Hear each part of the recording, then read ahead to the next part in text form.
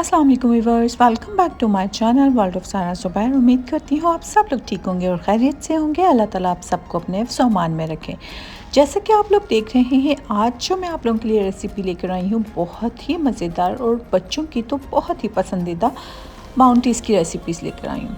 जी, coconut bounties अब आप घर पे बनाएं, बहुत ही आसान तरीके से, बहुत ही कम चीज़ों से बनने वाली ये रेसिपी है। आप लोग ज़रूर ट्राई कीजिएगा।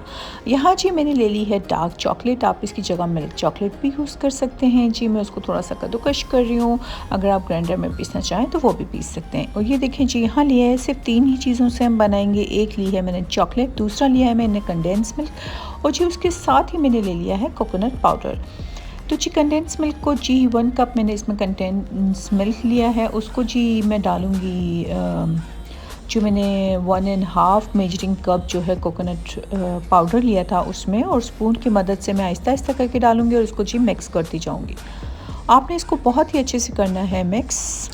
और इसके बाद जी जो बाकी का हमारा कंडेंस मिल्क है हम तमाम वो डाल देंगे और अगेन करेंगे बहुत अच्छे से मिक्स। और उसके बाद हम चलेंगे अपनी बाउंटीज़ बनाने के लिए। ऑलमोस्ट मिक्सचर हमारा रेडी हो चुका है और देखें जी सारा जो कंडेंस मिल्क और कोकोनट है वो बहुत ही अच्छे से मिक्स हो चुका है। और उसके बाद आपने जो बाउंटीज़ की शेप है आप उस शेप में बना लें।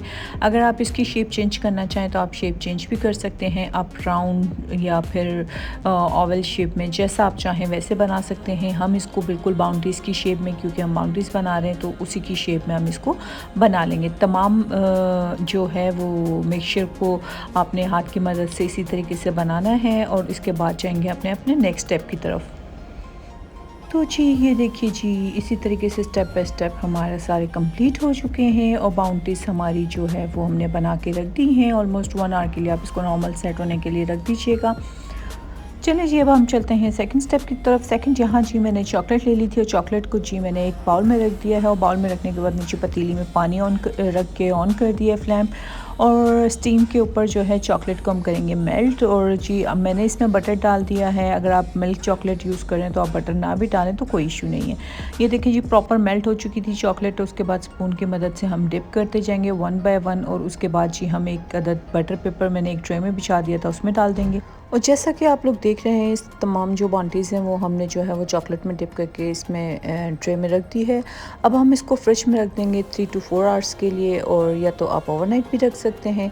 और ये देखिए जी हमारी आफ्टर 3 to 4 आवर्स के बाद जो है बाउंटीज़ हमारी बिल्कुल रेडी हो गई हैं और बहुत ही मज़े की, बहुत ही डिलीशियस ये बनी है, बिल्कुल बाज़ार जैसी हैं। अब आप लोग घर पे बना सकते हैं, बहुत इजी और बहुत ही रिजनेबल पड़ती है। बहुत कम चीज़ इंग्रेडिएंट में ये बनती है। तो आप लोग इस रेसिपी को ज़रूर ट्राई कीजिएगा। मुझे फ़ीडबैक ज़रूर दीजिएगा कि आपको ये रेसिपी कैसी लगी।